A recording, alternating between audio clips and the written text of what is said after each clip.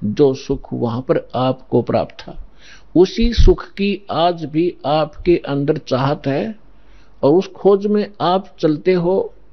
रास्ते में ना जाने कितने ये बटपार मिलते हैं, ठग मिसगाइड करके आपको भ्रमित कर देते हैं, मंजिल से दूर रख देते हैं। फिर आप जब अध्यात्म मार्ग से सुखी नहीं होते हो, क्योंकि साधना शास्त्र अनुकूल ना होने से परमात्मा से लाभ नहीं मिलता, जिस कारण से आप फिर स्वयं धनी बनने के लिए अपनी बुद्धि प्रयोग करने लगे, कोई मिलावट करने लगा, कोई रिश्वत लेने लगा और कोई अन्य तरीके अपना के। तो ये तरीका सुखी होने का नहीं, ये तो महादुख प्राप्त कर लिया हमने।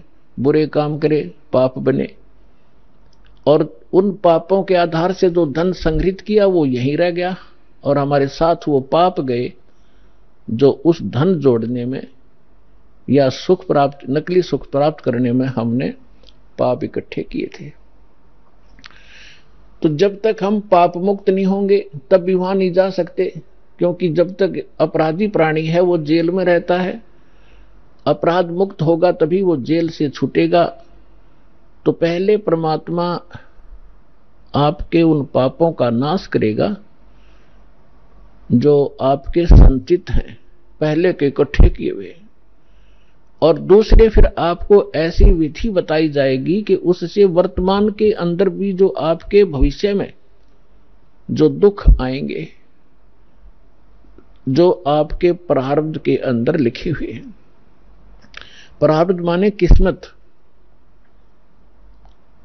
प्रारब्ध को वैसे डिफाइन करने के लिए इस प्रकार बताते हैं कि पिछले जन्म जन्मांतर के आपके पुण्य और पाप संग्रहित हैं, उनमें से आपकी एवरेज रेशो लेकर जिसके पाप गणे इकट्ठे हैं, उसमें से उसी रेशो से पाप ज्यादा ले लिए, और जिसके पुण्य थोड़े हैं उसी रेशो से पुण्य ले लिए। तो यहां जिसको आज दुख गना है वो पूर्व जन्म में उसके पाप गने हैं, उन संचित कर्मों में से कुछ लेकर के दोनों पुण्य और पापों में से आपकी किस्मत बनाकर भेज दिया। अब आपके प्रारब्ध में, आपकी किस्मत में यदि वो पुण्य है, जब तक आपके पुण्य अधिक हैं, पुण्य चलेंगे, तब आप कोई भक्ति करते रहना या ना करना, चाहे आप चोरी करना, डाके मारना, चाहे हिंसा करना, आप सुखी दिखाई दोगे आम जनसाधारण को कि इतना पापी आदमी और फिर भी सुखी। तो ये काल का जाल है, समझना पड़ेगा आपने। तो अन्य व्यक्ति जो आस्तिक हैं वो भी नास्तिकता की ओर चल पड़ते हैं उनको देख के। तो इस ज्ञान के आधार से आपने अपना मन रोकना पड़ेगा कुमार्ग पर जाने से। ये सहारा देगा आपको ये तत्व ज्ञान। और जिस समय उस व्यक्ति के पुण्य क्षीण हो जाएंगे, फिर पाप का दौर चलेगा, फिर देखना उसकी कैसी दुर्गति होगी, और फिर उसके पास समय बहुत कम होगा, और कहीं वो समाधान के लिए जाएगा तो ये नकली संत मिलेंगे, उनसे करवा कर जंतर मंत्र लेकर नाम दीक्षा, आखिर में वो मर ही जाएगा उस दुर्गति के साथ। और जब हम सत साधना करेंगे, परमात्मा हमें मिलेंगे, सतगुरु मिलेगा, सतगुरु हमें फिर वो सत ज्ञान देगा, सत साधना देगा, जिससे आपके पाप नाश होंगे। अब आपके प्रारब्ध में जैसे आप दुखी हो तो पाप से हो, सुखी हो पुण्य से हो, अंडरस्टूड है।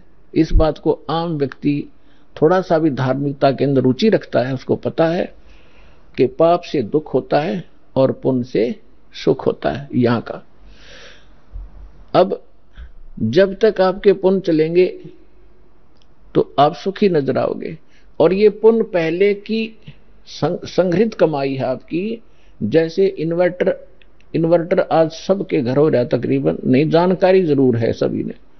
उसके अंदर बैटरियां होती हैं, उनको चार्जर के माध्यम से लाइट में, बिजली में लगाकर चार्ज किया जाता है।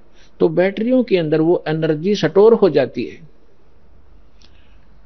और फिर बेशक वो इन्वर्टर से चार्जर हटा दिया जाए, फिर भी उन इन्वर्टर से बैटरी बल्ब भी जग रहे होते हैं, ट्यूब भी जग रही होती है, कूलर भी चल रहे होते हैं, वो अपनी सुविधा दे रहा होता है।